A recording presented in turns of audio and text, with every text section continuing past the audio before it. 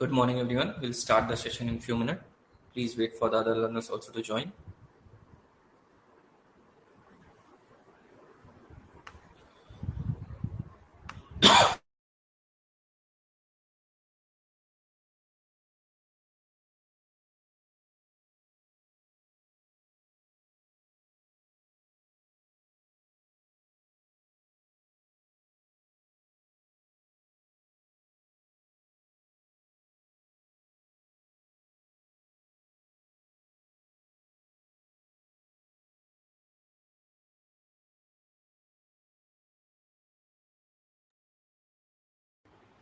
Very good morning, Professor. How are you? Hi, Pratik. I'm fine. How are you? We'll wait for the learners to join, sir. I guess 4 5 have already joined. मैं एक बार Yeah. reminder डाल देता हूँ. In case you have difficulties, you can let me know. Sure. Thanks, Pratik. I'll drop off, sir, in couple of minutes, sir. Sure. Thank you. Thank you.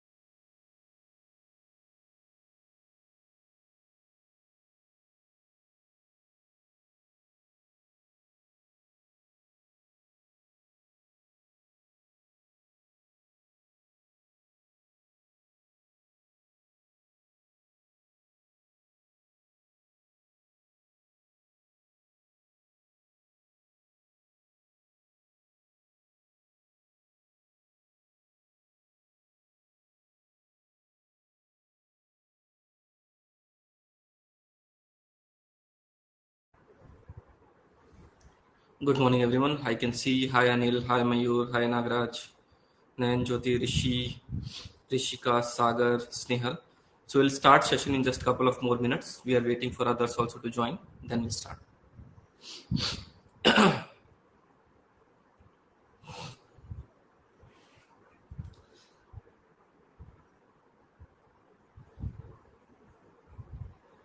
So Vishal, is your issue resolved with respect to your system or still not resolved?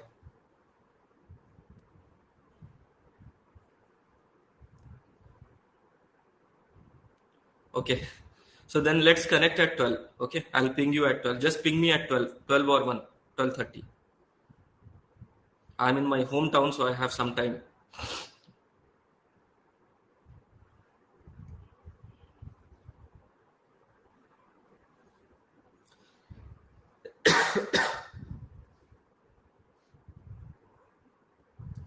So all of you can ask any doubt during the session. Only thing is today I am in my hometown, so I don't have another monitor, so I'll not be able to see your doubts immediately in case you are asking any question. So feel free to write in the chat section. Every 5-10 minutes, I'll be checking the chat section and will be answering your questions. I know it might be slightly heavier side for the non-programmers till now, but make sure you put enough effort so you will be able to understand all these things. Okay.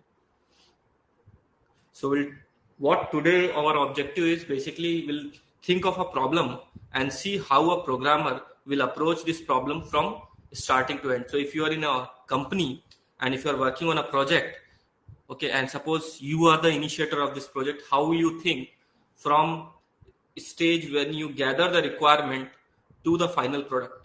Okay, so how will you work on it? So those all things we are going to discuss today.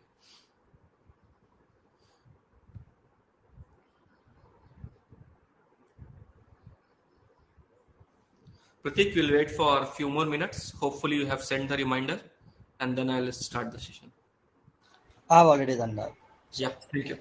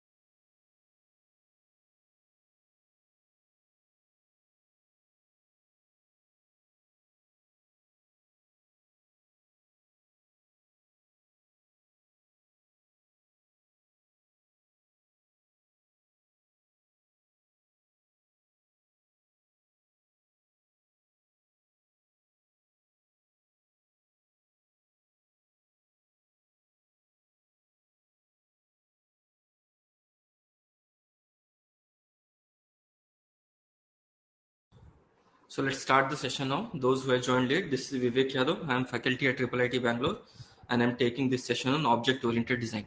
So as the name suggests, object-oriented design, hopefully all of you have went through little content which has been provided to you. Okay, so I know that still your module submission is later, but in case if you have gone through it, you will get a better grasp about this content. But whatever we are going to discuss today will be from totally basics. Okay, no assumptions. Okay, so you will be able to understand it. So let me share my screen and start this session. Feel free to ask if you have any doubts during the session.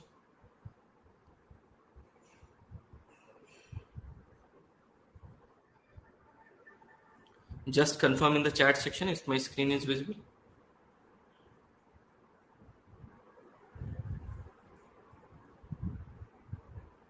Okay, thank you.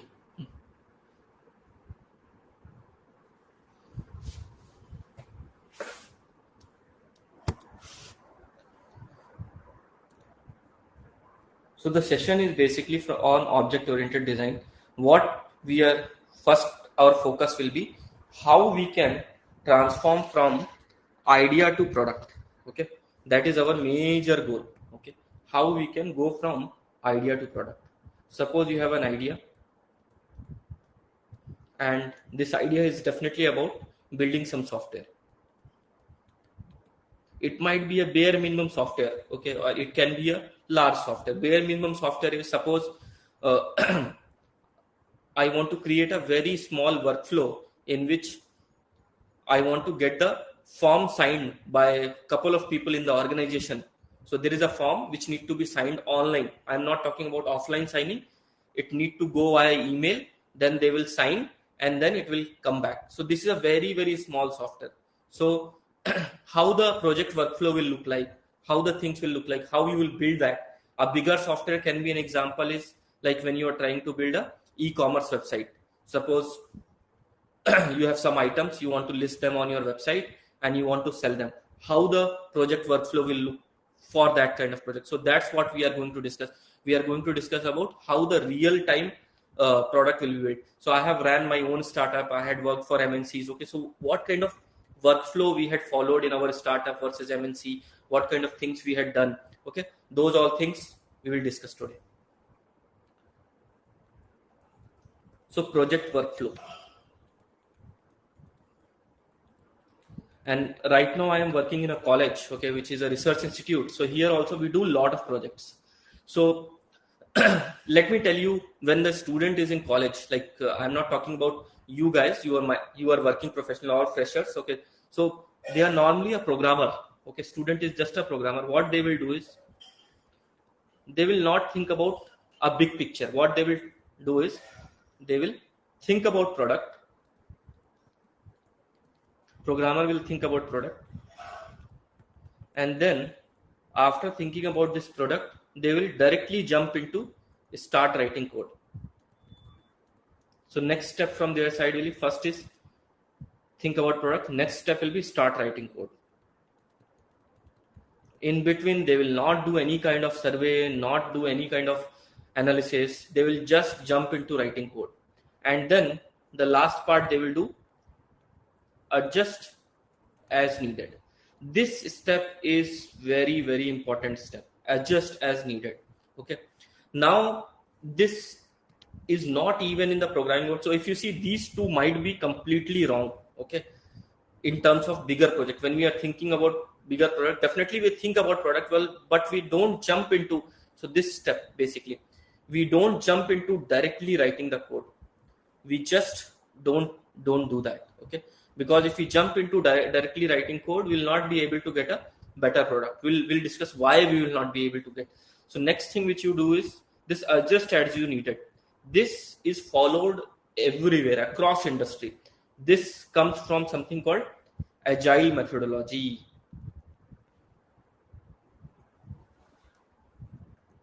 So in life also we need to adjust. Similarly, in the software programming world also we have to adjust. So these days, if you see, we are going to discuss about couple of models, how we gather requirement, how we work on the requirement, and why this adjustment is very important. So see, if you see, market is very, very right now. There are so many companies, so many competitors. So if you don't adjust, see, the product you are building might be launched by somebody else before you.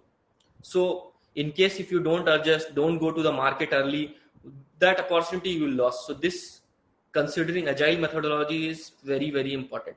So this is a how we can build a software product. Even agile is applies to different industries also, but it is more applicable to software industry. So in agile we say that typically this cycle is 1 to 2 weeks.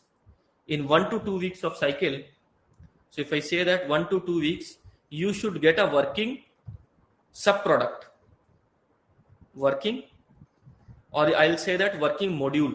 So you should be able to get a working module. Working module is very important. So you should be able to get a working module. So a small piece of product, you will pick it up for 2 weeks, and then suppose you pick that your team picks. Normally in agile we follow like team size should be from 5 to 15. 15 is even of a larger size. Maximum 10 people we try to earn. So total team size should not be more than 15, but ideal size is 10, and normally minimum size is 5. So this 5 to 15 people work for 2 weeks and get a final one piece of product. So one piece of product can be, suppose you want to implement login and logout. So login and logout on your web portal, suppose e-commerce website, then what you will do is in this 2 weeks time, you will be able to test it also, you will be able to implement also, and you will be able to do a test deployment also. Maybe not production deployment, but at least test deployment, and you should be able to show to the client also. So that is what is being followed in industry right now. That what is a measure of progress. So agile, one thing is very important. It says working code is a measure of progress.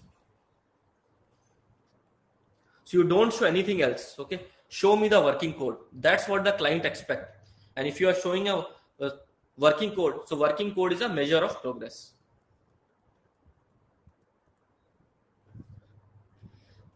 So this is the high level, very high level discussion I did on agile methodology. So this 1 to 2 week cycle is called Scrum. Okay, and in this, what will be able, everybody, developer, tester, architect, everybody will try to work on a module and try to finish in 2 weeks time with testing, implementation, and everything. Okay, and client expect that working code is a measure of progress in this. Hopefully there is no doubt in this. This is more of a funda, or you can say that theory part, and implementation part also we follow the same practice. So this is about agile brief. We are not going to discuss about agile today, otherwise the session will be completely 2 hours on agile methodology. But I'll suggest that all of you should read about this. So this is reading for all of you. So read about agile methodology. You can watch some YouTube video, you can go through some book. There are a lot of content available online on agile methodology. Okay, so far any doubt? We can proceed. Okay, so looks like no discussion in the chat section. No sir. Okay, thanks Anil for the confirmation. So let's proceed and go through the first step of any product development. Some of these things are actually done by different stakeholders in the company. We are going to discuss who will provide you that, and in a startup, basically everything need to be done by the programmer. If you see, so if you're a small startup, you might not have the other resources, means other team members who will do the other part. So I'll tell which team member actually works on what piece of the product development, but at the same time in a startup you might be doing all the things. So first thing of any product is basically gather requirement. Without gathering requirement, doing a right survey, we should not proceed. So let's try to understand how we should gather requirement. So first phase of any product development is gather requirement.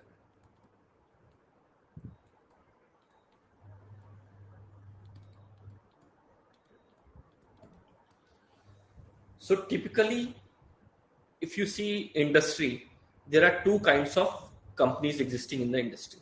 One company is product based, another is service based. Product based and another is service based. So product based companies are like Facebook, Google, Microsoft. All these companies are product based companies, while services like Indian IT giants like Infosys, TCS, Wipro, even other companies like Cognizant, Capgemini, all these are service based companies. So this applies to both. Gathering requirement applies to both, just the flavor will be slightly different. So this can be, so first thing is customer. This customer can be the internal customer also. For service based company, definitely a client. For product based company, it is an internal stakeholder. Internal, so this can be a founder.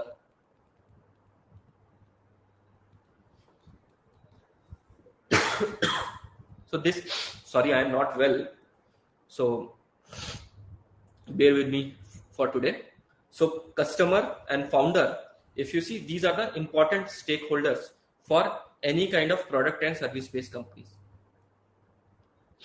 So now these customer and products, what they will say, their typical line is, this is what I want, or let's try to make it more generic, this is what we want. This is what we want. Example is, customer will say e-commerce portal.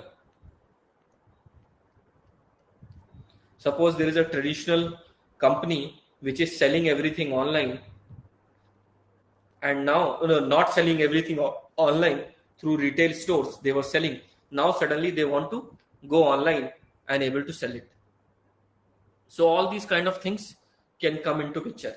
So example is, founder says that now our all products are sold through distributor. We want to now build an e-commerce portal. This kind of requirement can come.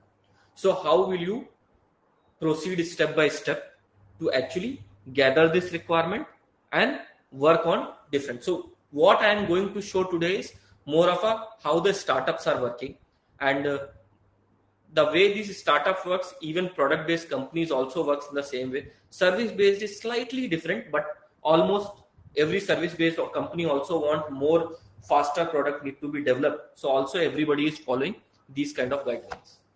So first phase in this gathering requirement is requirement document.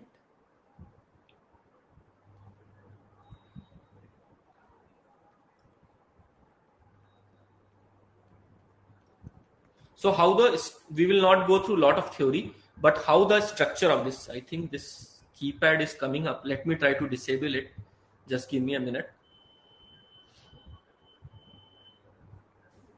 Just trying to disable this keypad.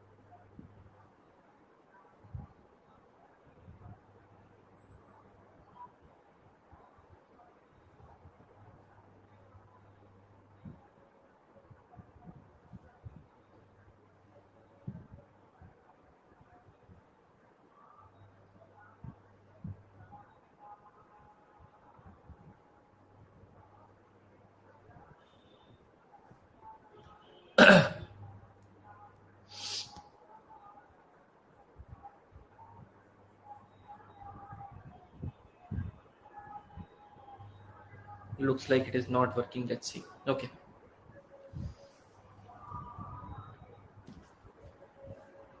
Okay. So requirement document, when you see, okay, at that time, what you will do is you will be able to see these kind of major heading. So any document which you create in the industry definitely will have TOC, which is table of content.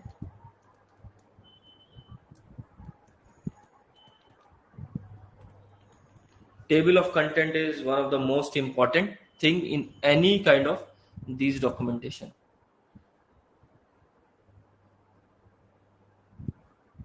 Next is basically history of version. Later on, all of you are going to learn about version control and all, but this is not version control. History of version means how many times this document is updated. See, when client is actually working on this project, it is very important each and everything need to be documented. After documentation only, you should be able to work on the software product, because the reason for that is if things are not documented well, some clauses are there here and there missing, cost also get changed. So it is very, very important. This requirement document is very important. So history of versions, who updated the document, when it got updated, everything need to be there. So version, so like initial version will be called 1.0.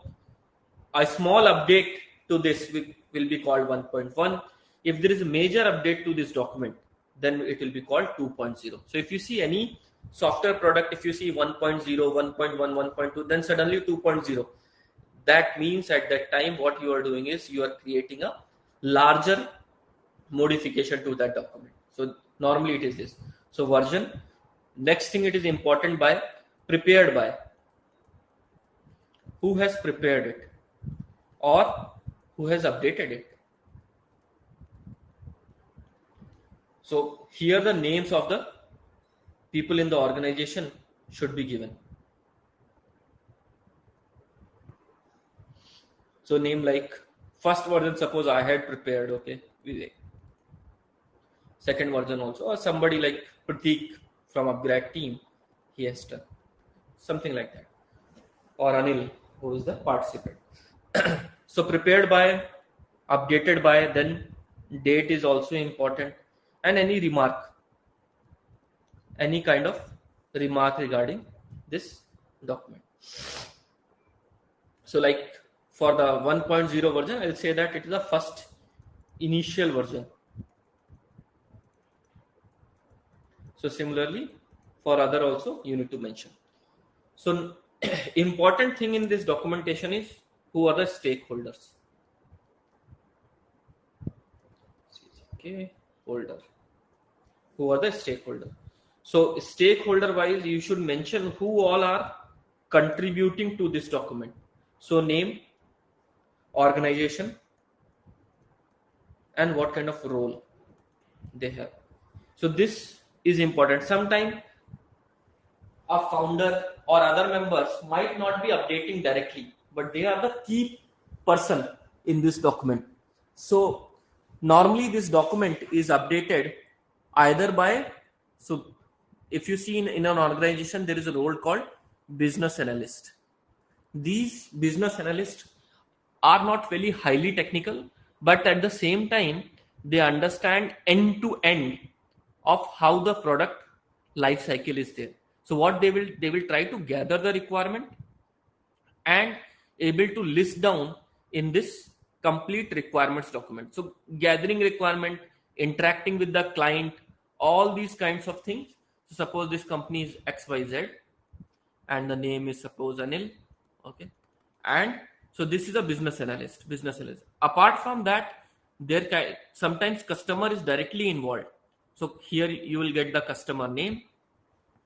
So this guy XYZ is a company which is manufacturing which is actually creating this software, and ABC is the company which is actually giving this project to XYZ. So this is the client. So similarly, there can be a founder also involved, and he is from the same company XYZ, and he's the founder or director of the company. So these kind of things are very, very common across these requirement document. Next thing which is there in the requirement document is, which is very important. So whatever I am telling right now are the major headings. Inside that, whatever content I will speak, I will not be able to write because it is too much. Okay. So, but major headings, whatever are there, I am going to cover today. So next thing is, sometimes this document says hundreds of pages. Functional requirement. If a large software product is there, it might be huge. So what is fun? So as all of you are not asking the question, I am asking the question. What is a functional requirement? What do you mean by functional requirement? Any idea? Vishal, Anil, Snehal, Nagaraj, Sagar, Rishi. Hope you have little bit gone through the module. Any idea about functional requirement?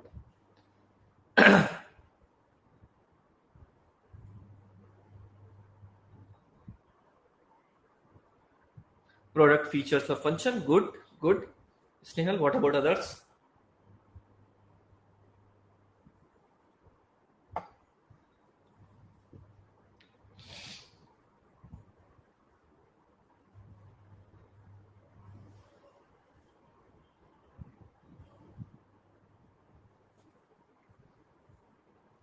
Okay, Anil, good. Requirement of a client to the product. Okay. So one thing we should understand is what is functional. The definition of functional features are directly used by user. So let's think about scenario of e-commerce. What kind of thing will be very, very important? Without that, we can't even launch an e-commerce portal. Homepage. If there is a homepage, so Mayur is also direct interaction, correct? Okay, Rishika, features developer must implement to enable users to accomplish their task.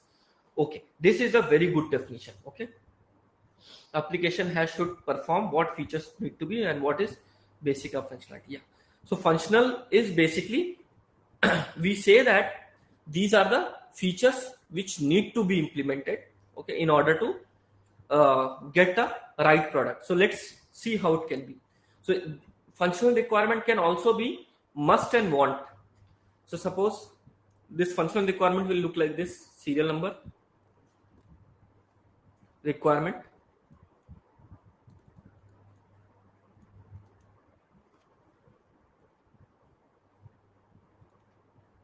then you should also have something called must or want. So this is very, very specific. After discussion with the client, all these functional requirements are filled.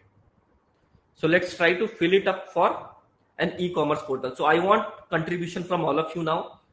So what can be the must requirement, and what you should write is, like I am writing one of them, is homepage. Homepage.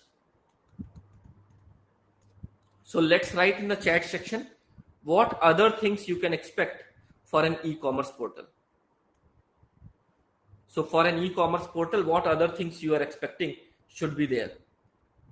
Just write in the chat section any kind of remarks that homepage has a banner, sale banner on top.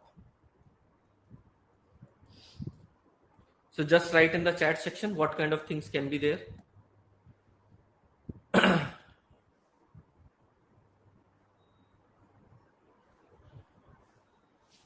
Okay, user information about us, login link, good, contact us, landing screen, front end requirements, okay, contact us, search bar, okay. So one thing all of you should understand is functional requirement. Try to make it as non-technical as possible. Because sometimes the founder, sometimes the client itself is non-technical person, and you want to make sure these people understand end to end all those things. So putting the technical jargons are normally discouraged in this kind of functional requirement. At the same time, when you have very specific technical feature need to be developed, you might document it. Okay? But at the same time, high level requirement, functional requirement. So I am always using these terms like high level and low level, and these are very common terms used. High level and low level diagram you will hear soon, and we are going to discuss that in detail. So high level and low level diagrams plays very important role overall in software development. And I saw in your module it is not there, but I am going to discuss today. So a lot of interview questions will happen on low level diagrams for freshers, not high level diagram. We are going to focus today, actually object oriented design is low level design. So our focus will be on low level design. So we'll discuss what is high level and low level. Whenever we are discussing about low level means we are going to discuss in depth what kind of things. High level means, as the name suggests, high level, it will be giving you overview of that thing. It might not go into the detail. So from high level diagram, we prepare low level diagram. That's what the analogy I am trying to give you. So 1.0 is home page. Okay. Second thing is showcase product, show product. This can be without showing the product. So for that, product page should be there. Okay. So next is, as all of you mentioned, some of you mentioned search. Definitely, without search nowadays, you can't launch an e-commerce portal. But it will depend. So suppose you have only 5 products. Why to create a search button? Okay. Why to make it so it can be for a small e-commerce? This search can be want, not must. Next, these days, mostly payment happen online. So payment can be must. Then all of us want to sort product based on rating. We want to sort product based on reviews. All these things we use on e-commerce portal. So sort product can be must requirement. Then we also do filter product. Again, all these things will depend on client or the founder, how he want to picture this e-commerce portal down the line. If there are very few product, then filter product can be want feature. It cannot be want feature. Then definitely all these e-commerce portal should have admin portal. Without admin portal, normally these can't work. So admin portal is basically where a person can see if this product is ordered, he'll be able to pack this product. Delivery person can see that this product is in the warehouse, it is ready for pickup. All these kind of. So this admin portal is a must requirement nowadays. Again, for a small e-commerce, this might be a want requirement. So it will, all functional requirement will depend on the use case we want to put in. Any doubts so far? Anywhere you have any questions, feel free to ask. So next thing which we are going to discuss is non-functional requirement. So these are the functional requirement. What can be the non-functional requirement? Any idea? Any one of you? What can be non-functional requirement?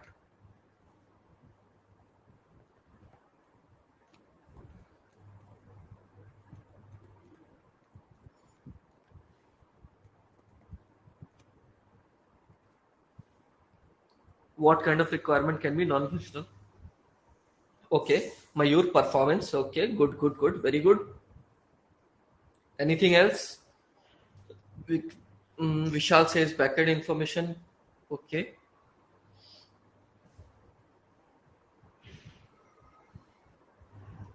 Anything else? Anybody else?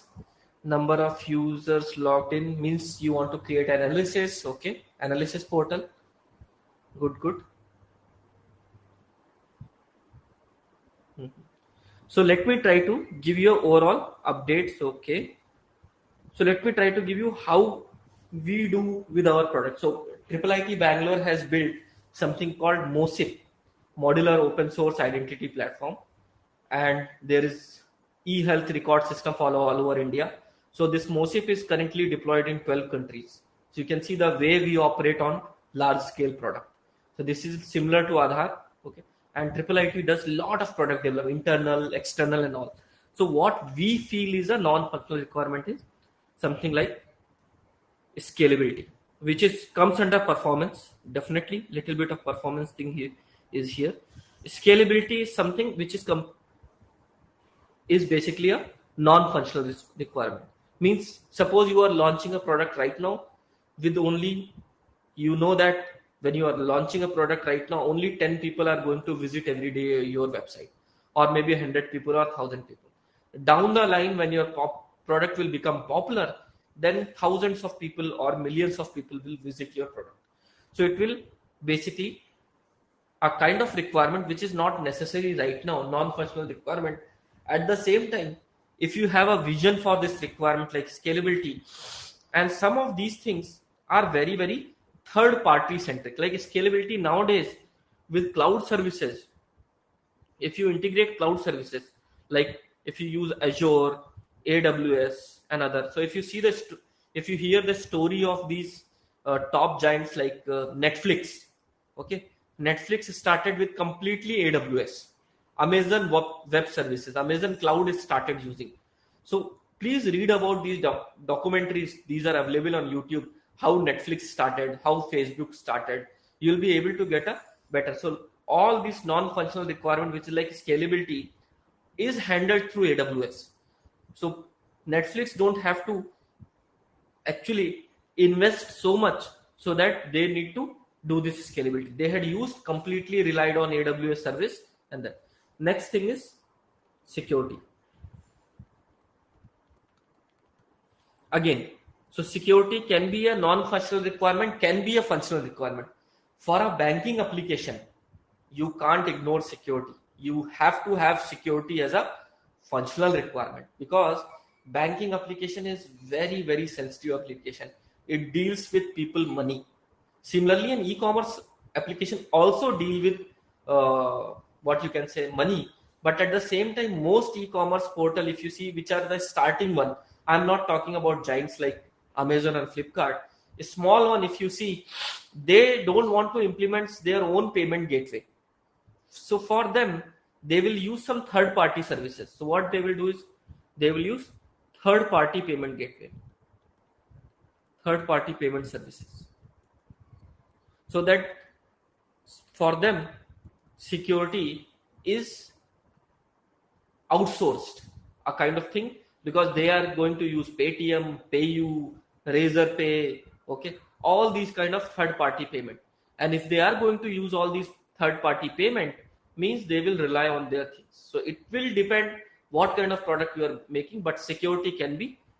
And the third thing which some of you have talked about is performance. Some of part of the performance can be with scalability, but at the same time, this performance also depend on what kind of code you have written. So the later module will be on data structure. there you will see like how you can, when you are writing two code, so code 1 or code 2, which one performs much better. So code 1 performs much better or code 2 perform much better. And also this performance can be also uh, overall, if you see, it will be depend on load also. Okay? So there is something called load testing. To measure the performance, we do something called load testing. So sometimes it also depend on load testing of the entire application. So this, then when you are doing load testing and all, at that time cloud services play a very important role. So so one thing is how you can write a code so that performance is good, how you can utilize third party services so that you will be able to get a better performance from your application. So normally for a startup or a small ended company, these all things they rely on cloud. That's why if you see, cloud demand is still quite huge. Even if you see cloud, all these clouds became popular 15 years back. Yeah, 15, 10 to 15 years back. But nowadays also they are extremely popular of because people are able to outsource this. They don't have to manage the data centers. They don't have to manage all these kind of things which are in data center. Like you need power, like triple IT data center has power from two different grids. We have three internet connections. We have power backup as UPS first. Then we have generator also. Okay, so and then there are different AC units. One as a backup, one is running one. So all these kind of things, if you don't want to end up for a startup, you will use cloud services. So that's all about functional and non-functional requirement. Any doubts so far? Feel free to write in the chat section. I'll soon check the chat section now. So next thing we'll discuss about design, which is our core for today, how we are going to design. Here our total focus will be on low level design. So this low level design and high level design. We'll just talk about high level design, and this high level design we are going to discuss later on in the sessions, where it will be more about how the software architect. So all of you are, most of you are fresher or you are entry level in the company, but there are people who have 15 years, 20 years of experience in the company. We'll discuss what they also do in the organization. So my work right now is mostly focused on high level design these days. So I totally focus on high level design. At the same time, I provide my input for low level design also. So these are what we are going to discuss today. Is object oriented design is basically about high level or low level design. Let me check the chat section now. If any doubt, I'll answer. Otherwise, we'll proceed.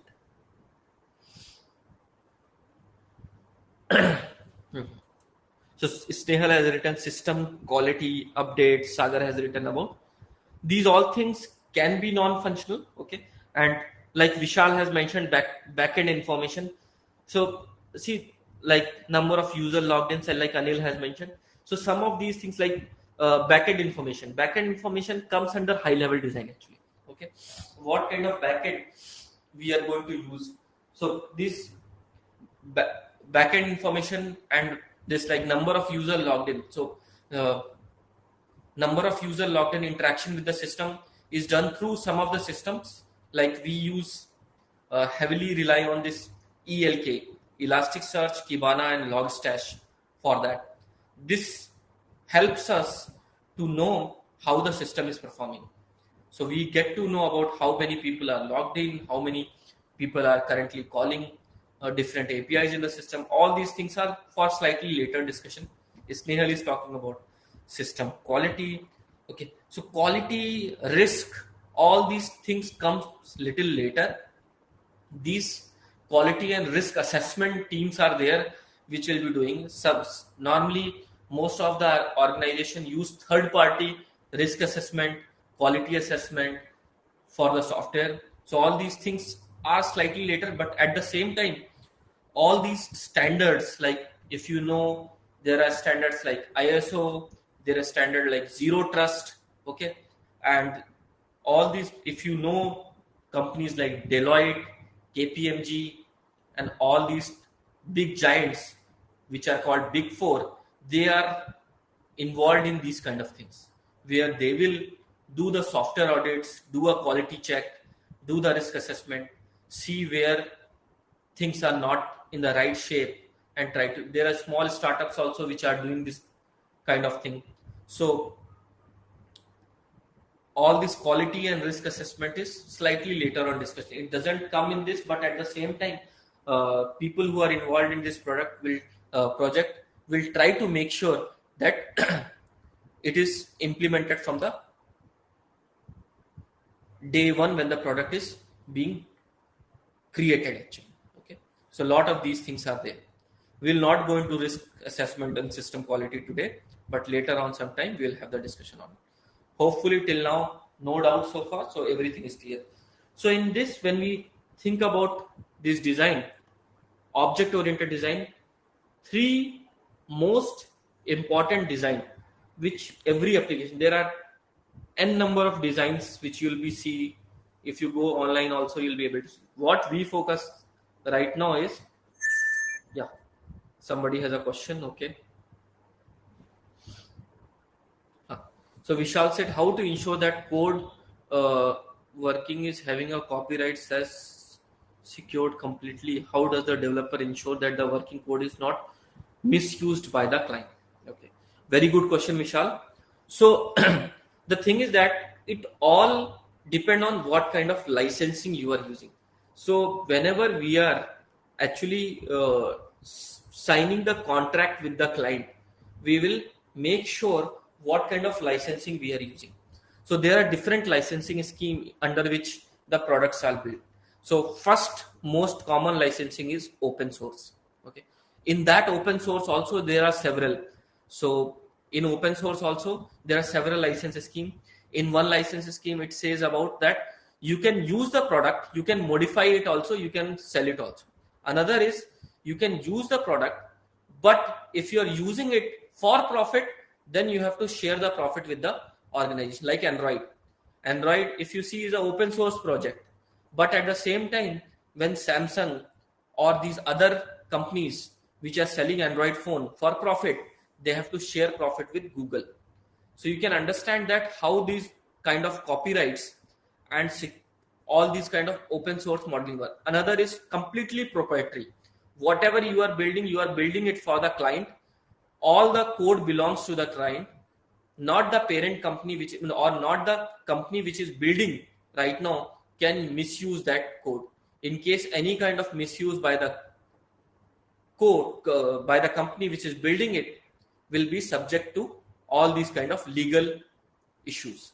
So all these will be very well documented in the contract, how this product will go into the market, who will be developing it, who is the owner of the code, and in case if there is any open source licensing has been used, it will be implemented at the same time also. So a lot of these softwares, like, have you used Linux? Linux has a very popular variant like Ubuntu. So don't think like these open source companies are providing everything for free. So if you need the support is expensive. So if you are building it and using it for non-commercial purpose, you are not using the support, it is fine. But when you are calling for the support, you need things to be debugged, all those kind of things are expensive. So Vishal, is it clear now up to some extent? So legal contract is the binding which makes sure that these are not misused by both the entities. Any entity can misuse any of these things. Okay. So at the same time, that legal contract makes sure that it is not misused. So a lot of licensing scheme, it is out of scope for today's session to discuss completely. If we discuss about open source discussion, it will be more than enough, definitely. So, but I will suggest like all of you should, we are building something called RASP right now, Rapid Software Development Platform, in which, so I'm part of this platform. I'm doing the architect, most of the things. So this platform which we are building is low code platform. So 80% of the things which we are writing right now in the software product will be automated down the line with this platform. We are building it for the government right now, but at the same time, these kind of platforms, if you see this all AI, that's why you are learning software development using AI. All these down the line will become very, very popular. So we need to understand that what kind of things will be automated down the line. So let's see how we are going to see about design. So most common design is entity modeling, which is called ER diagram. And these all diagrams we are going to discuss in detail in the second half of the session. So entity module, or we can say entity diagram or entity modeling. Better word is entity modeling. So from entity modeling, what we get is ER diagram. So what is an entity? Anybody have any idea about entity? In e-commerce, what kind of entities are there in the e-commerce application? What kind of entities are there in the? Any idea? What is an entity? Okay, I'll check the chat section in few minutes. Next diagram is basically we do use case analysis, and then the diagram which comes is use case diagram.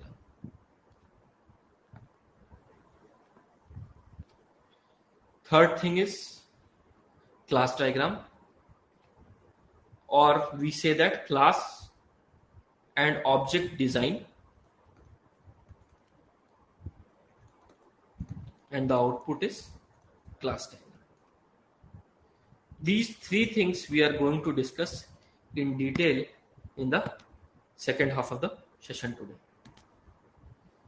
So entity modeling, ER diagram, use case analysis, use case diagram, class and object design, and these diagrams. So let me check the chat section. So lot of interaction, good. Okay, here I can see buyer and seller, very good. Products, good. So all when we talk about entity, think about real world scenario. What are the things are in the real world? Real world, if you see e-commerce, most important thing is customer. Customer is the king, we say in the e-commerce. So definitely Nayan Jyoti has mentioned buyers. Products, without products definitely we can't go into the market. Okay, that can be one of the entity. Payment can be, definitely payment also can be one of the entity. So yeah, any real world project like user, correct. Anil says that buying and selling, correct. Buying and selling, buyer and seller, will say that is an entity. So now we are going to discuss these things in detail. So before going into these details, before creating these diagrams, what we discuss normally in the software product is what kind of modules are there, without discussing about these modules. So these modules is mainly mentioned in the requirement document itself. So we say these modules are business requirement modules. So first we'll discuss these business requirement modules, and then we'll jump into these diagrams.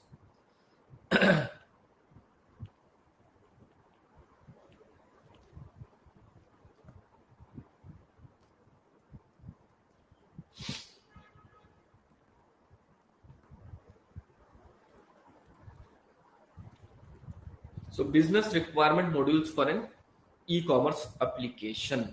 Okay, I have written the short form app. Nowadays app is used for even website, mobile app. Okay, iOS, Android, everything is an app.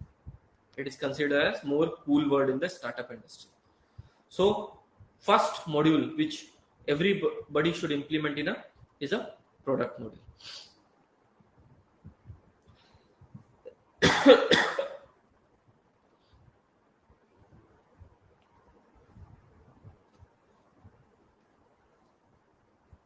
So product module is basically a module in which we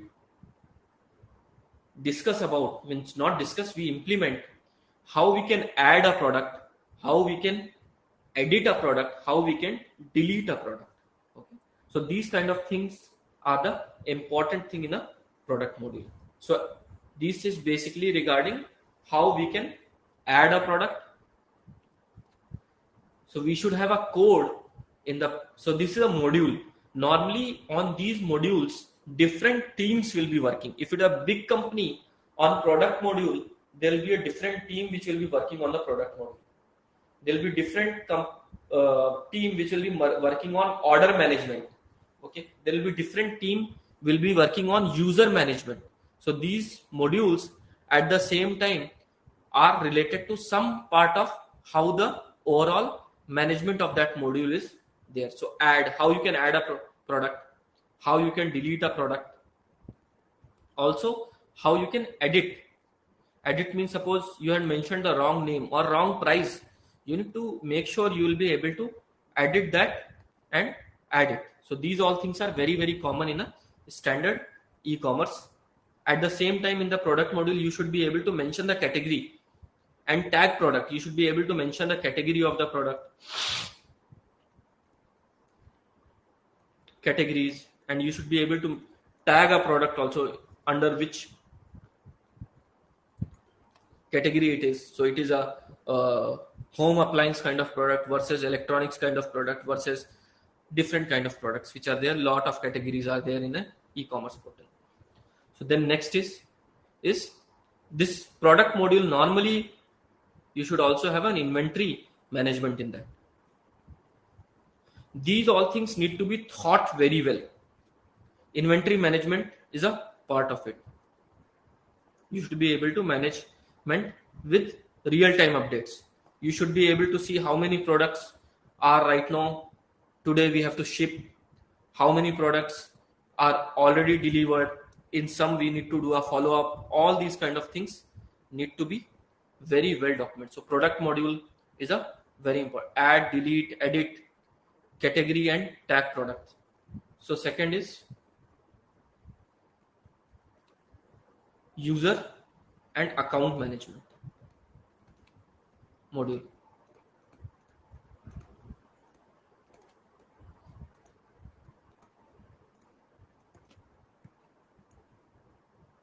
So in user and account management module, what you will be able to do is user registration,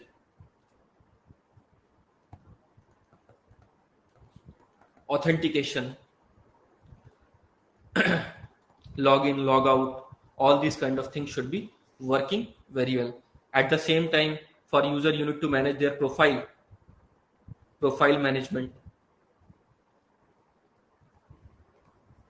User profile consists of basically user should be able to update email ID in case he or she want to update their email ID, phone number, all these kind of things. Normally in every, if you see e-commerce application where you are using Swiggy, Zomato and other which are prominent in India, address book is also very important component where you are maintaining all your addresses. So third module. So we are just now focusing on more. Can you think of any other module? Let me know in the chat section. So order management,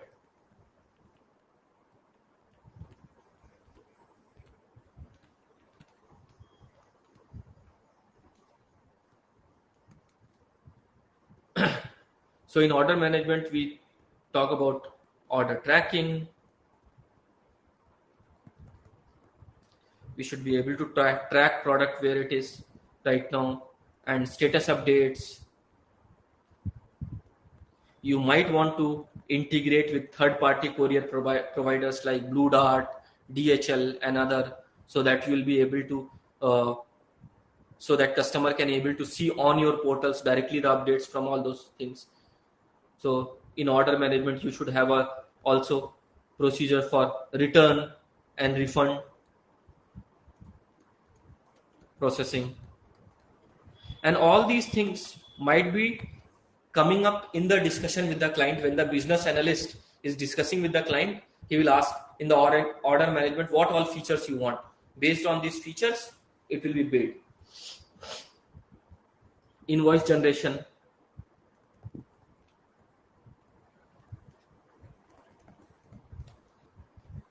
and order confirmation. whether order confirmation will go via email or it will go via WhatsApp. So different ways to confirm the order.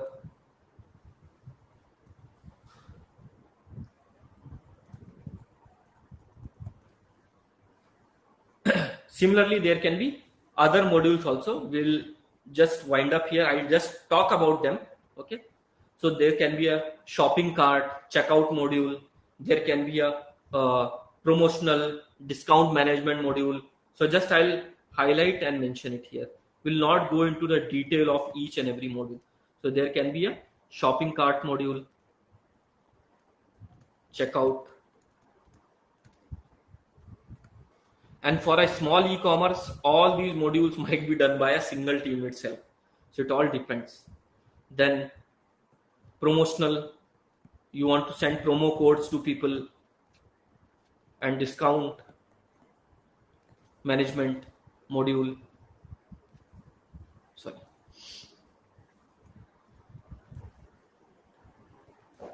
Then 6 can be search and navigation module, where you want to search product.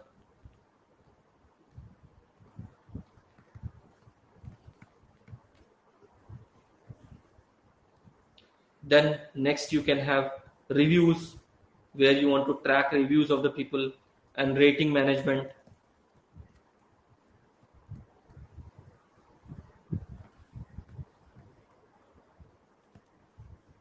And some of you have said that we should be able to see the how many people are logged in, some reports and all. So for that also there can be analysis and reporting module. It will provide different dashboards, which is the top seller product in this week, which should be in our inventory. Okay. And if we don't add it to our inventory, it will be a loss for us because some other e-commerce portal will sell it. So all these kind of things are tracked in real time.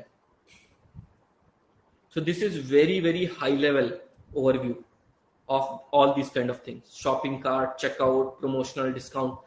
Detailed discussion need to happen on that. What features need to be done in all these modules need to be discussed. So with this, first half of the session is over. In next half of the session, we will mainly focus on most of the design.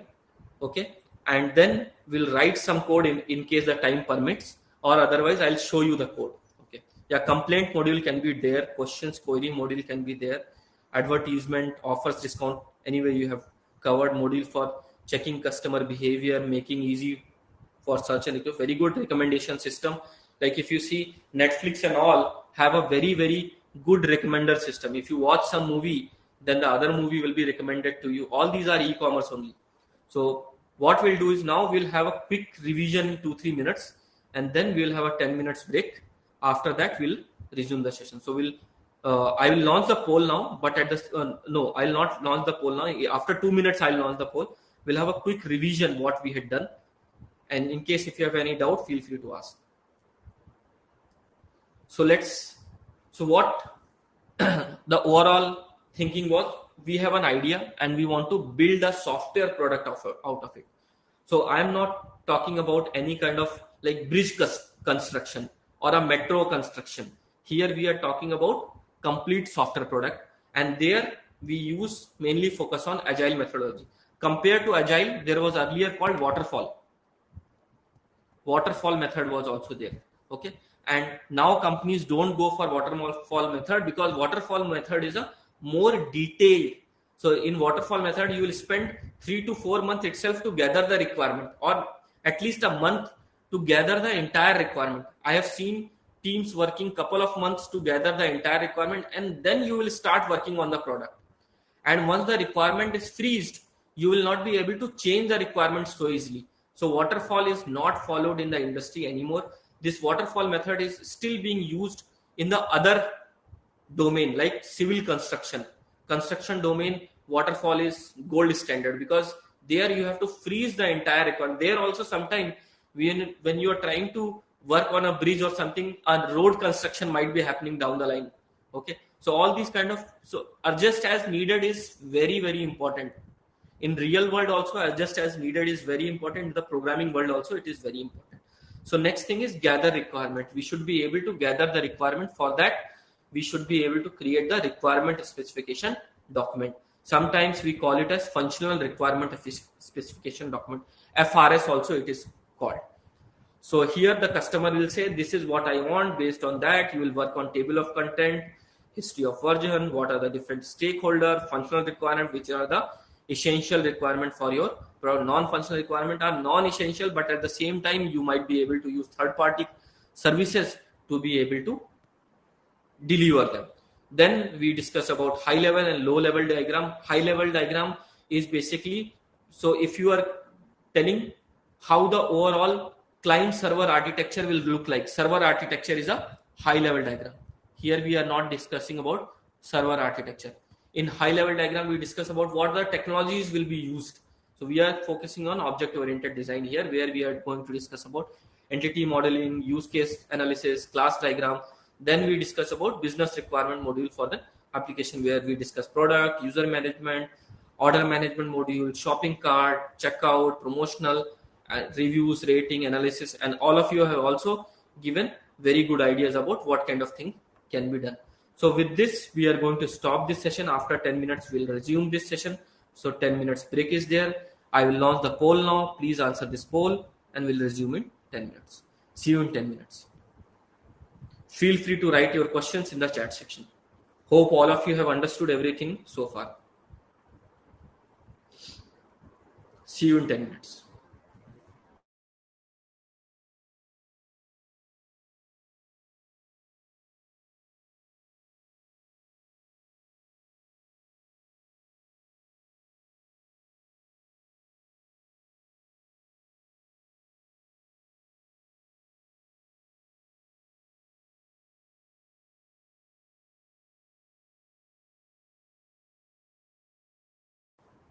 So thank you, Vishal. I'll take a break later. Okay, we can discuss later.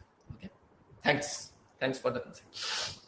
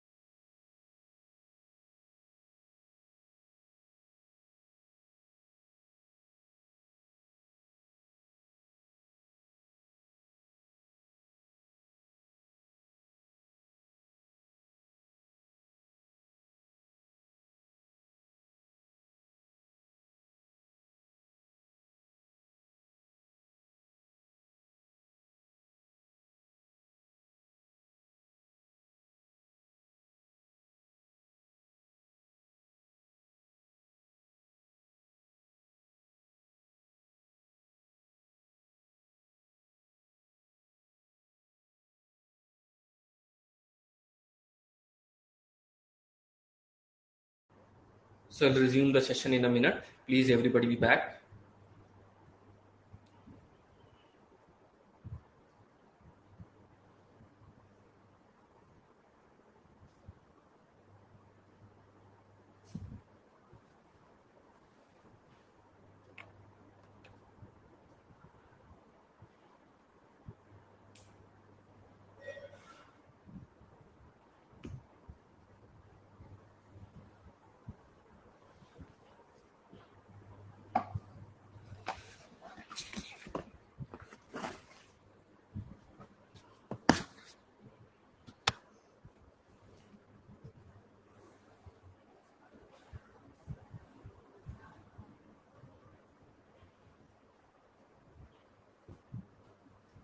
So in case any doubts so far, feel free to ask. Okay, we'll resume the session now.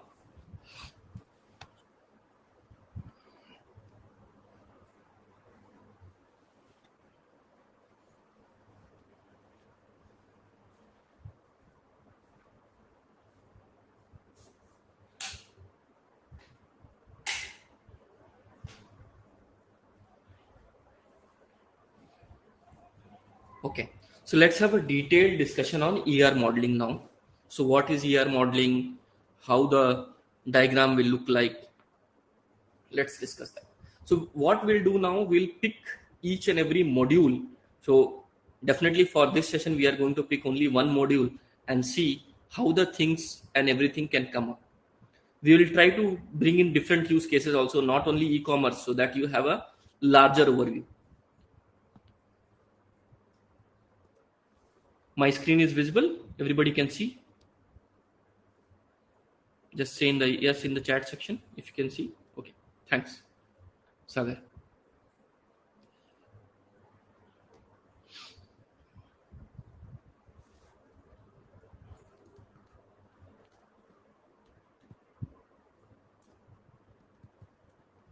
So we're discussing here modeling, and in this specifically we will focus on how.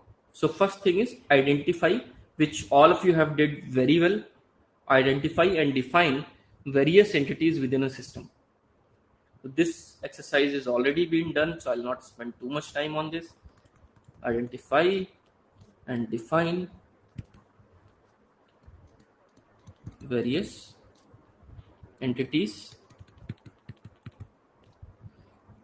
within a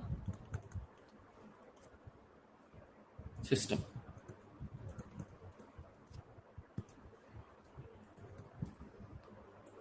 Next is establish relationship. This is an important part. Establish relationship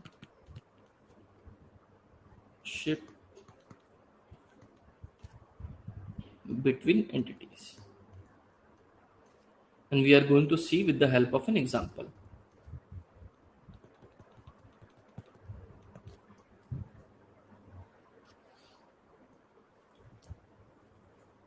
So let's discuss what kind of things can be. So in entity relationship diagram, you have something called entity. So how the diagram will look like now.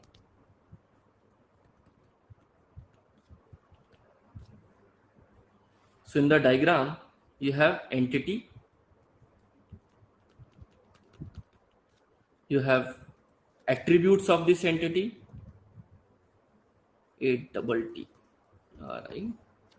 Attributes, then you have relationship. These three things are there.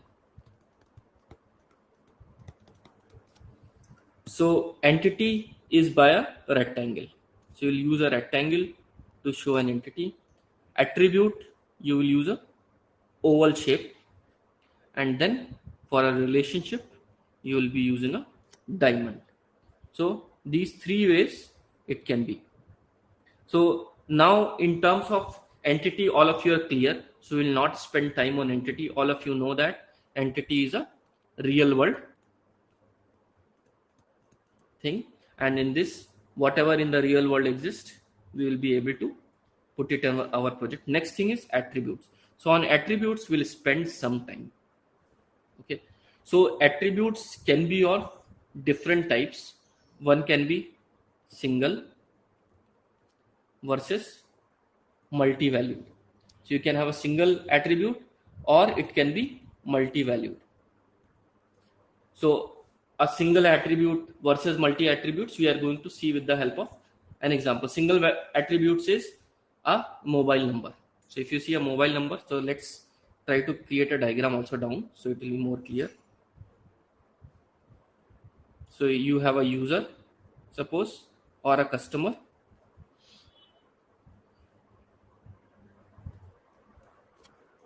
In this, mobile number is a, and this will be with oval shape because this is an attribute and this is a single value.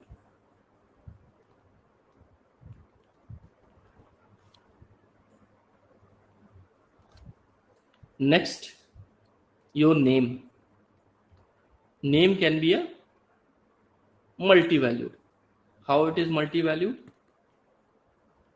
First name, middle name, last name, all these kind of things will create this multi. So first name, second is middle name, third is last name. Okay.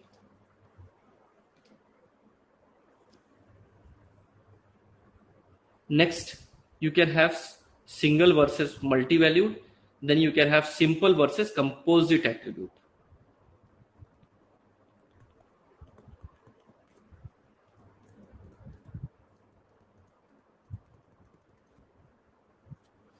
So how simple versus composite? Okay. So simple attribute, you can have like your email ID, okay, your username, all these are simple attributes. And one attribute can have multiple property. Like email is a simple attribute. At the same time, it is also is a single valued. So email ID, your username,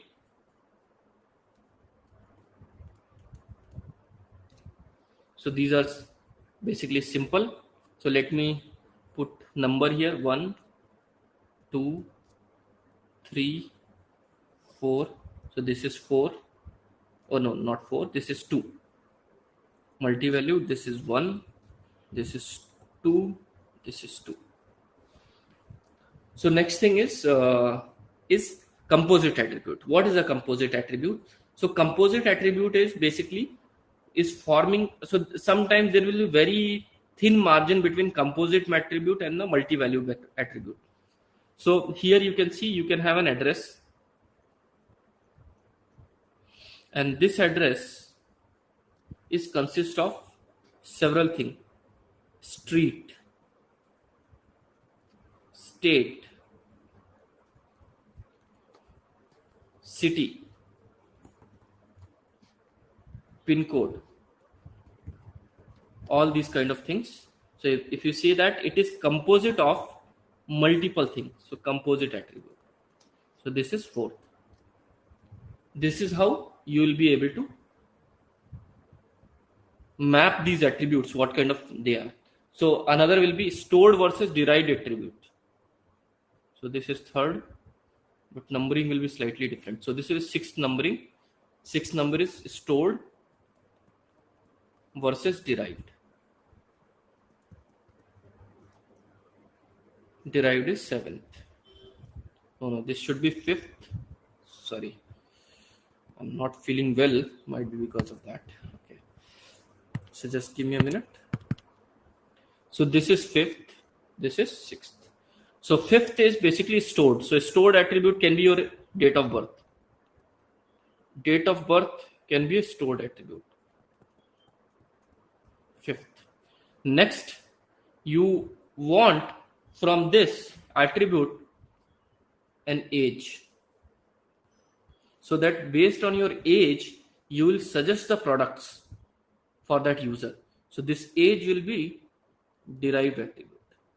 Not every e-commerce portal is asking your age, but at the same time, many of them will ask. Okay. So here, by setting this, you will be able to say that. So this is all about attributes. So it's derived versus stored attribute. There are other things also, like In attributes, there are few more things like key versus non-key. So like mobile number and email ID can be a key kind of attributes because these are unique. No two people will have the same mobile number, or no two people will have the same email ID. So these can be key attributes, while the other attributes are non-key attributes. Apart from this, there are other things also, like you will have required attributes. So some of them will be, you without that even you can't create your account. So required attributes is also important. So like without giving your email ID and mobile number, you will not be able to. So these are the mandatory attributes. Without that, you can't proceed. So this is about attributes for a ER modeling diagram. So you have entities and then there are several attributes. Now let's come to relationship. So relationship, basically user or customer buy a product. Very simple kind of relationship it is, in which we are saying that user buy a product. Or like triple ITB use case, or even for upgrade use case, student or a learner, okay, get enrolled. So instead of buy, here it will be enrolled in a course. So these kind of things comes under ER diagram. Next is use case diagram.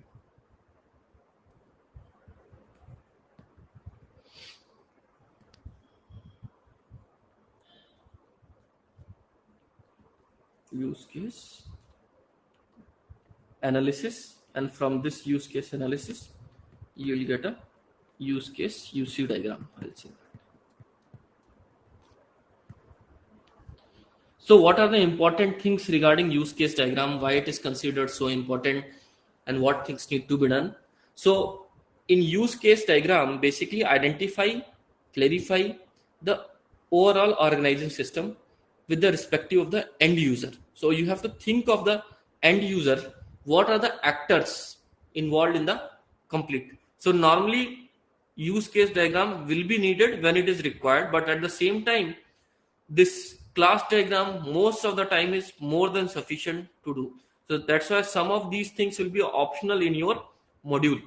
So but use case diagram is quite important. So basically identify, clarify and organize system requirement from the perspective of the end user. So this is basically covered in use case diagram. So what is covered in use case diagram? Identify. So you'll see that lot of places this keyword called identify is used, because all requirement gathering and after requirement gathering, these are created so that you can clarify a lot of the things from the end user perspective. Without creating this diagram, it is very difficult to go through hundreds of pages of the requirement specification to understand things. So creating diagrams help us to understand the requirement very well. Okay, so from the perspective of end user.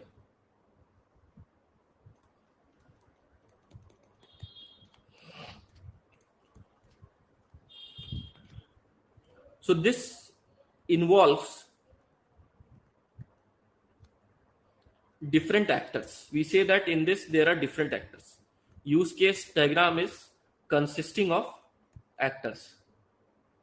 So first step in this should be identify actors.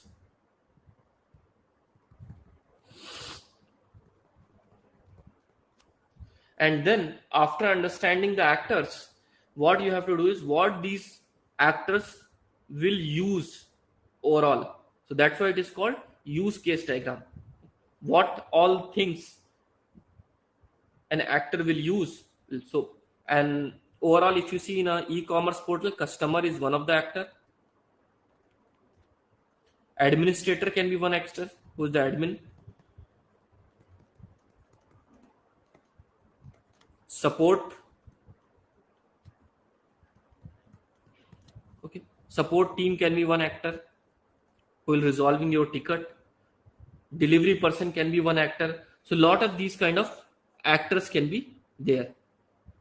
So first is how to mention an actor in a diagram. So here we are discussing about diagram, like we did for ER also.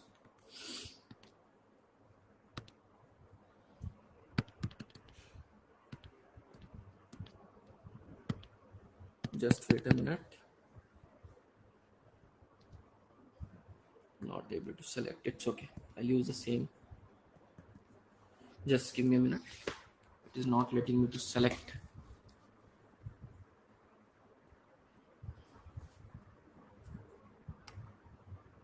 Now it is working.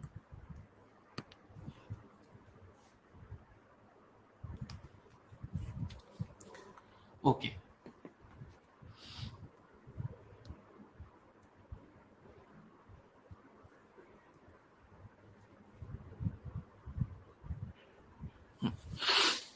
So in the diagram, how you will mention the actor. So in order to mention the actor, what you will do is you will draw a person kind of overall this. So person will be drawn. Then how to mention what use case this person will use is by an oval. So these two things will be there in the use case. Then there will be definitely lines connecting each other.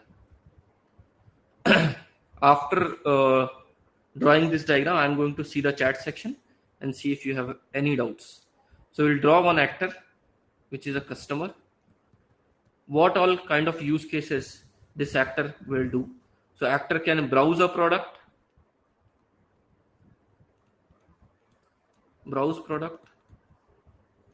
actor can add a product,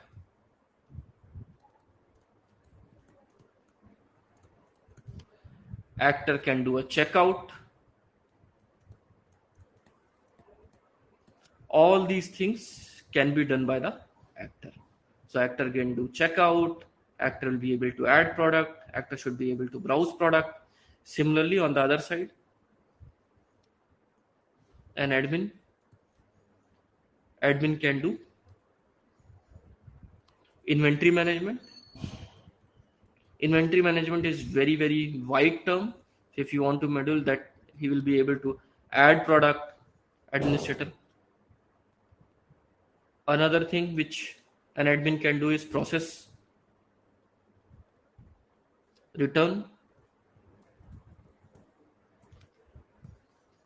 process refund. So if you see these diagrams, you don't have to go through all the details which are there in the requirements document. So this will help us to understand the complete. Okay. So use case diagram serves as a more of a foundational diagram. Okay. So if you see, one point I will try to mention here is foundation for more detailed diagram. So now for browse product, what kind of logic you are going to implement, what kind of classes should have, all this kind of foundation for more detailed requirement.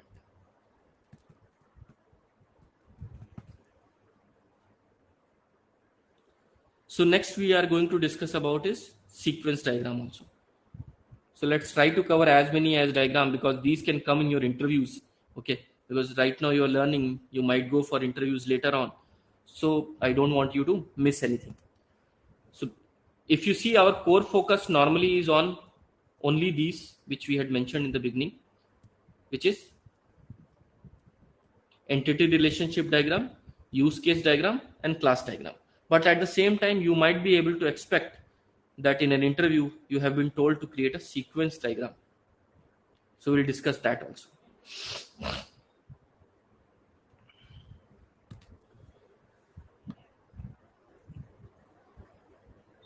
Sequence diagram. So sequence diagram, what it does, it shows the interaction between the entities over time.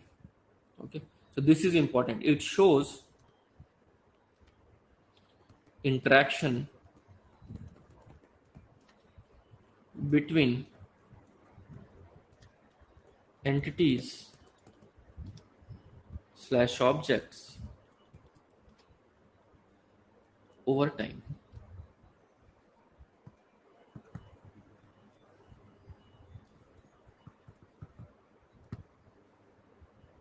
So example is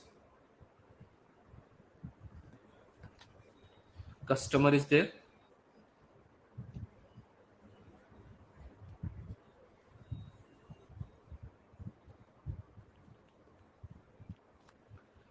So very good example for this is a restaurant use case.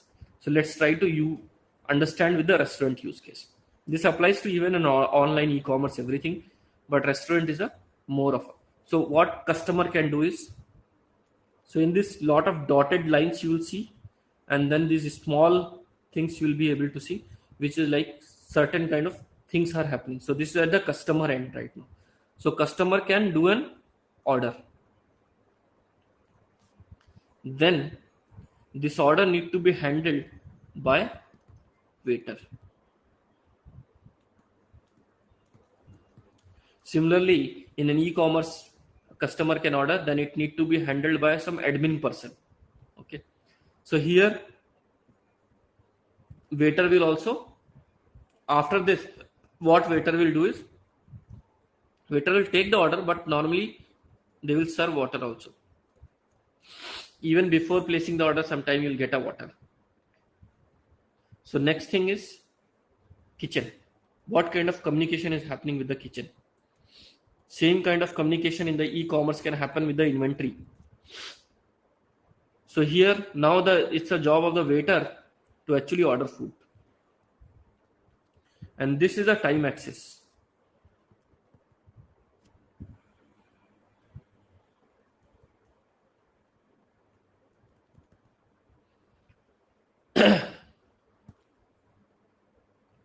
So now once you place the order, it will take some time to prepare the order. So what will happen is, from here another stage will come. Any stage is there, it will be mentioned like this. Then waiter will pick up the order. After picking up from the kitchen, okay, waiter will basically, so you see that after this line we are making it slightly down, because food will be served after only pickup. Serve food. So it is more of an interactivity, how the user is going to interact with the system. Then after that, basically he will eat the product, customer, and after some time, after eating the product, make the payment. This should be on right side, this should be on left side. So this all is a sequence diagram, very easy to understand. It shows interaction between entities slash object over time. This is very important. You should use this time axis on the right side. So let me check the chat section. Any doubt, anything? Please explain again stored or derived. Sorry, I did not check the chat section at that time. So stored versus derived. Okay, Mayur. Okay. Yeah. So Mayur, there is a very thin boundary between composite and this overall. You can see. Okay. So what you can see, stored versus derived. Stored is something called age. So will not stored is something called date of birth. Sorry, and age is basically derived from it. So we don't have to store age anywhere in the system. Whenever it is needed, it will be pulled from the DB, and then after pulling it from the database, it will be calculated based on the today's date. So that's what between stored and derived. Hopefully that is clear to you. Feel free to ask again if you have any doubt. Okay, good. So next diagram is an activity diagram. So activity diagram is almost similar to what we have seen right now, interaction sequence diagram, but at the same time this is more of a flow chart. It comes as a flow chart. There is no time axis in this. It comes as a flow chart. So activity diagram.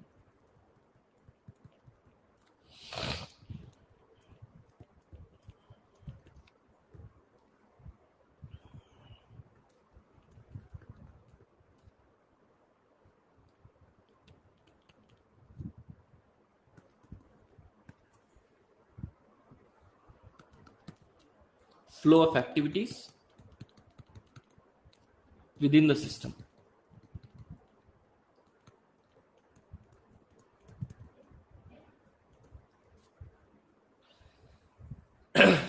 So this will be more like an example, like a flow chart.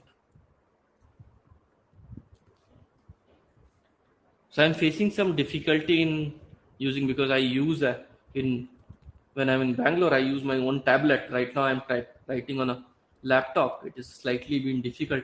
So what I'll do, instead of drawing the flow chart which I'm drawing, whatever I had used in the last session in the software development module, same flow chart I'm going to show you. So let me move towards that session. Give me a minute so that it will be easy for me to show you. So a diagram is already being drawn, so I'll just explain it. So what basically I'll do is I'll stop sharing this screen. I'll open another window and share that screen. Give me a minute.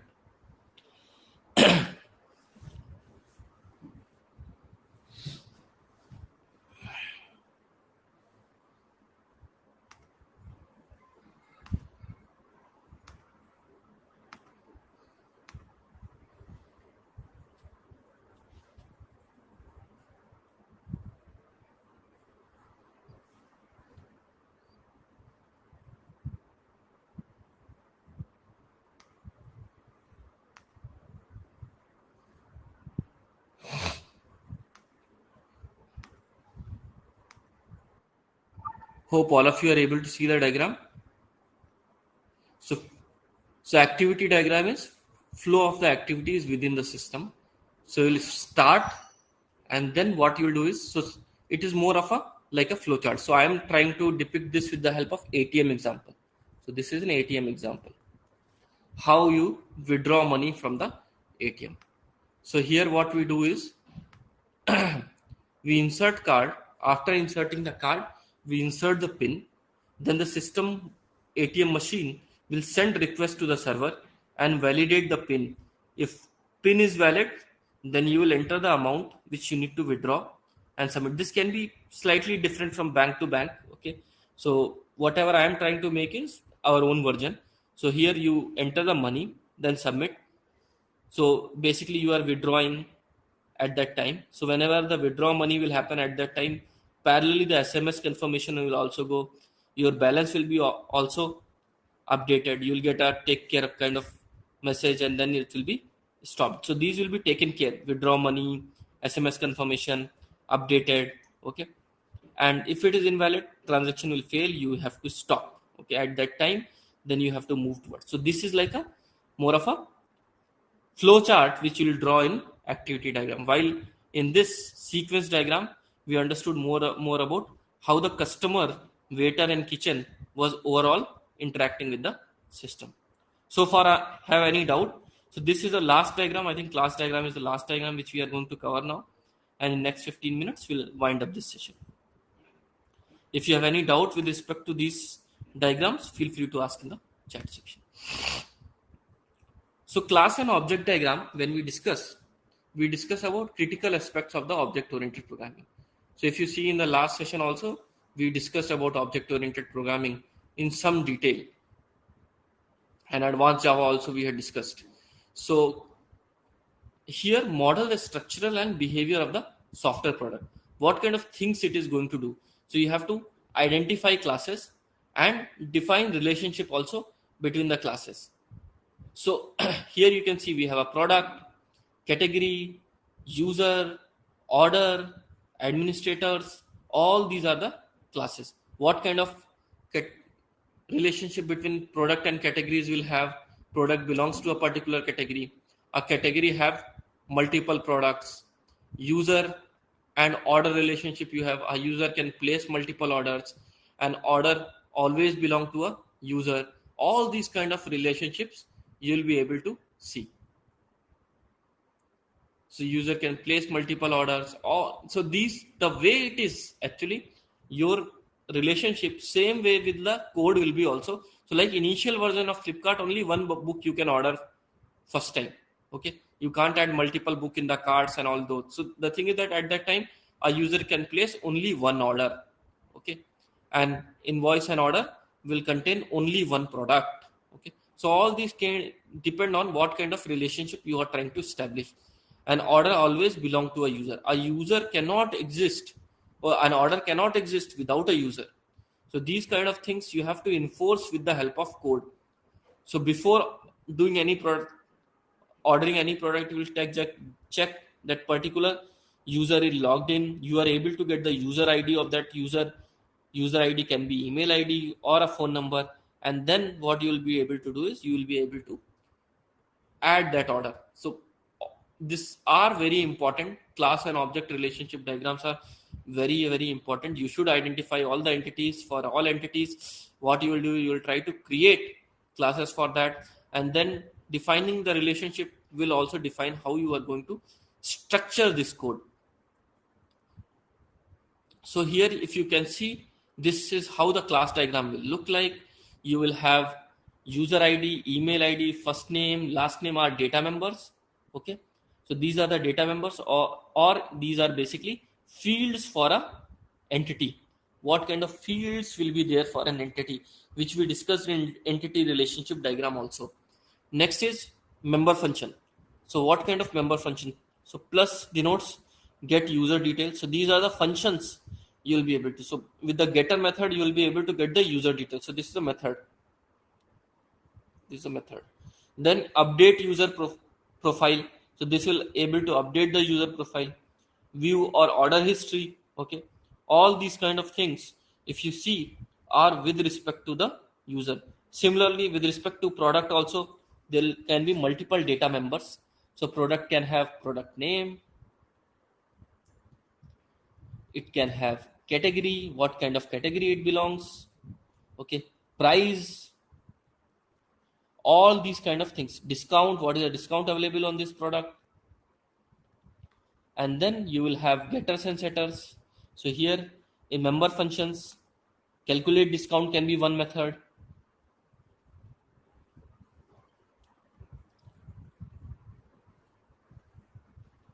You can have other getters, get price can be one method. So all these kind of products can be there. Then what kind of relationship between a user and order? So it always should be one to many. One user can order either a no product, no order. So when you are first time logged in into a system, you can have 0. So if you see that here, cardinality is mentioned. This is called cardinality. Okay. So basically 0 or multiple. An order can have basically what kind of relationship?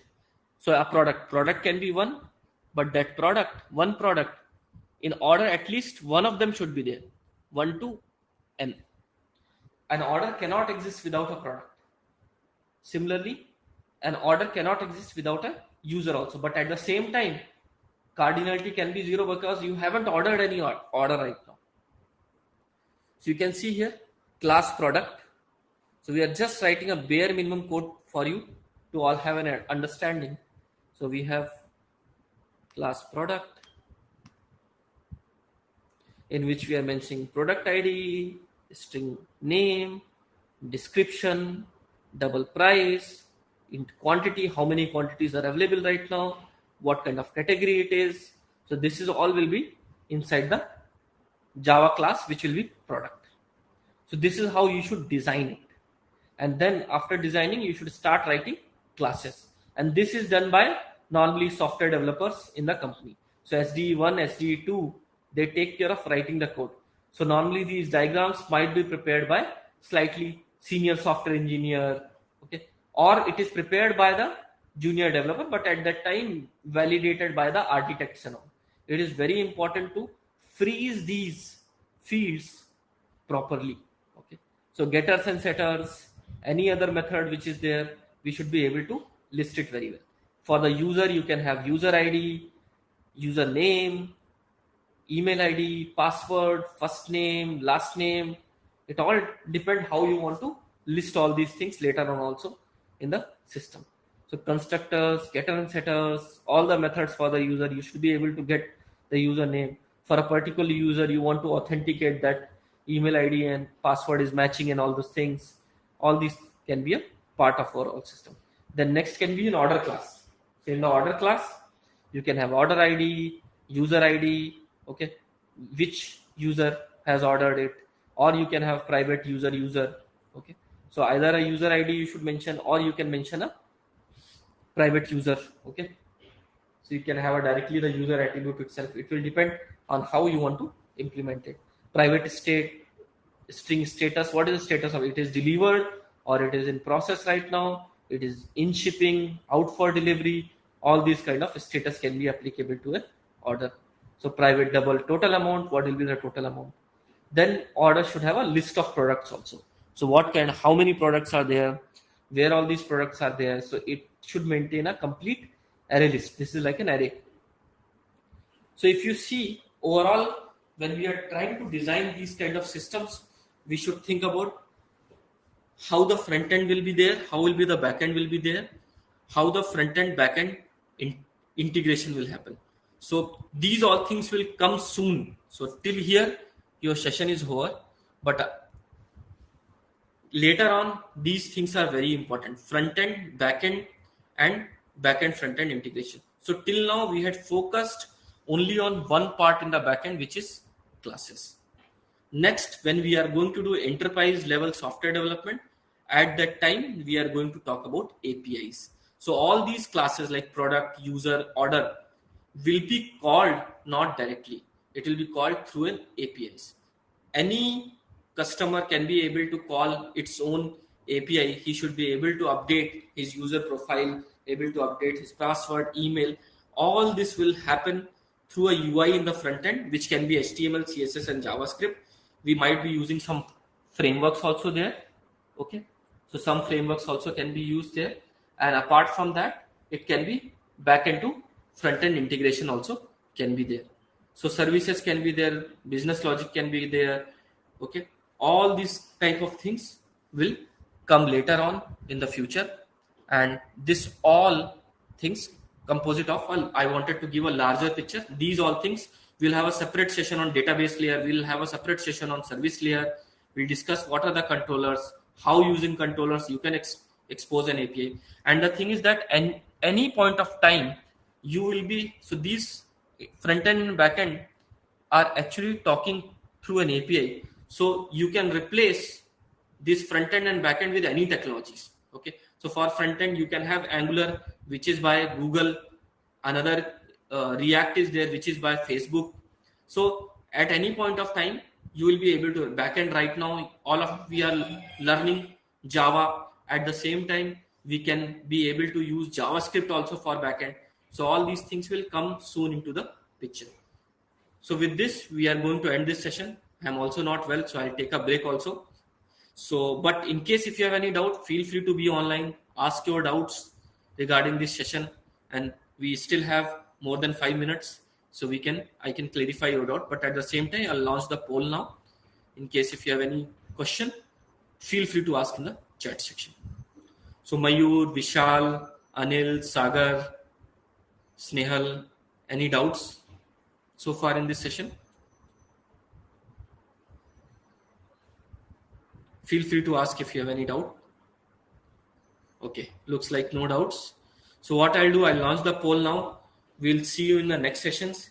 In case if you're stuck anywhere, you can able to ping me. I'll be able to provide limited support because sometimes I'm too busy, but at the same time, I'll clarify all your doubts. Okay. Academics, please ask right now, Anil. So you can unmute and ask. It will help others also. Others might have the same doubt, but they are not asking. So you can unmute. Right now we have 7 minutes. You can unmute yourself and ask, or you can write in the chat section. You try to raise your hand. Okay. You can reach on LinkedIn also. Okay. I am able to reach out to some of you on LinkedIn. Vishal has approached me. I'm leaving my LinkedIn URL also. There you can write your detailed question and able to ask you. So you can have like, I want to learn software engineering. Should I become a front-end developer or I become a back-end developer? What should I do? Now, looking at today's in the session, I discuss about BA role, business analytics role, Should I become a BA? Okay, all these kind of questions. Should I become a tester? All these kind of questions you can ask, because whatever we are covering right now in these sessions are in more detailed each and everything. You in a company might be working on only on the specific use case. That's what the industry use cases will be. You might not work on each and everything. Gathering requirement, you might not work. You will be only responsible for creating class diagram and implementing it. So all these kind of things. So Anil, feel free to ask over LinkedIn. I had left my LinkedIn URL. You can unmute also. We have 5 minutes. I can answer you your doubts with respect to academics also. So with this, let me launch the poll now. I'll stop sharing my screen. Feel free to ask if you have any doubts. Thank you all for joining the session. Sometimes our session will be more lengthy, so I might not be able to provide immediate support, but at the same time, we can connect later and I'll be able to support you. Last 1 week was very hectic, so if I did not reply to anyone, okay, please bear with me. I'll reply it today. See you all in the further sessions.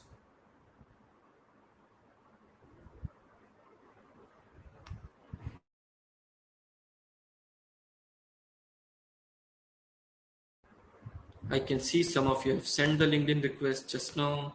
I'll accept it because I'm slightly available today.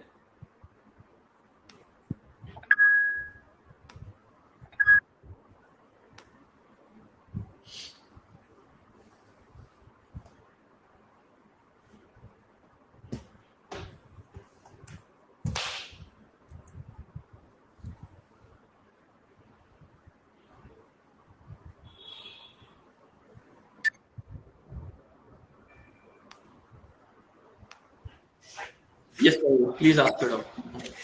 Yeah, in the previous example, I asked you one question. I had pinged also. So the name also seemed to be a composite, and there was something called as delivery or somewhere 3 components came. So I was a bit confused there. Huh. Yeah. So your doubt is with respect to composite and multi-valued attribute. Okay. Yes. So multi-valued was a name in which first name, last name, okay, and all those things. Okay. So the thing is that multi-valued attributes focus on storing multiple instances of a similar data. So basically, some of these things as a single entity might be existing. Okay. So while on the other side, composite attributes try to break down these things. So one thing you should understand is this address. First, we will think about breaking it down. While the first name, last name will exist separately, and we are merging it.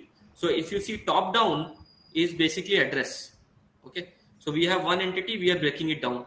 We have multiple entities, we are summing it up. That is basically multi-value. So this is how we represent multi-valued versus composite. Now you understood? I know there is very thin boundary inside that. Anything can be composite and multi-value. Okay. Yeah, a bit confused till now. But at the same time, you should understand that. So any attributes which is existing in a system, and you want it to be divided, then at that time you will say that composite attribute. And then when you have two values existing in the system and you are combining them, you will say that multi-value. Okay. Hopefully now it is clear, Mayur? Yeah, to a greater extent. Yeah. Maybe in practical it would. Yes, it is more of a practical scenarios. Okay. Yeah. Okay. Thanks for the feedback, Basha or Mahmood. Okay.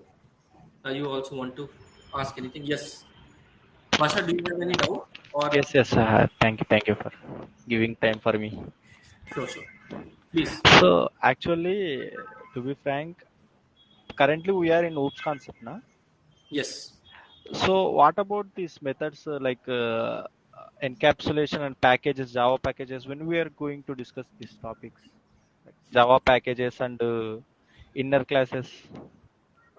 So see, the thing is that I think Upgrad team might be scheduling it. Okay, I am not aware of it. Whatever they schedule, I take the session on that. Okay, so it will be right to ask them. Okay, and some of these things will be covered directly using the sessions, stored videos. Okay. Not everything will be live class, but at the same time, if you have gone through a video, you have any doubts, you can clarify in these sessions. Okay. Okay. Present only we are still in OOPS concept now, not in advanced Java concept. Okay. Huh, that is my question. Huh. Present we are learning only OOPS concept now. Have you forward to the advanced Java concept? I think last session was on advanced Java concept. We had learned about these things like trading and other concepts. Okay. Okay. You might have missed that session. या actually मेरा हाँ. थोड़ा वो office का work के वजह से मैंने बैंगलोर को गया था ऑनसेट Okay. प्रोजेक्ट के लिए, इसलिए मैंने थोड़े क्लासेस मिस हो गए. Sure. So what you can do is, Basha, you can go through the recordings and then Yeah. ask your doubts. Okay. Yeah, sure, definitely. Yeah. I'll do. Thank you. Thank you. Thank you all. See you next week.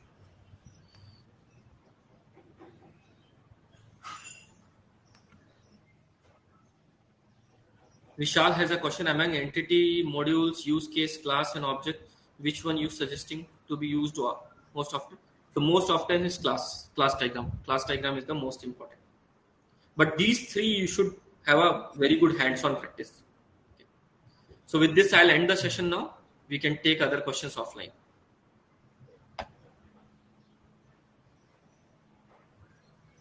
So I'll suggest first go through upgrade videos, Vishal, and then go through YouTube for the help, because we will not have the ideas about these YouTube videos. Especially, I don't watch too many YouTube videos. But first, go through the module videos, and then, in case something is not clear, ping your upgrade buddy. At the same time, go through the videos, okay, and ask your doubts. Okay. We'll end this session now. Somebody is unmuted right now. Okay. Thank you.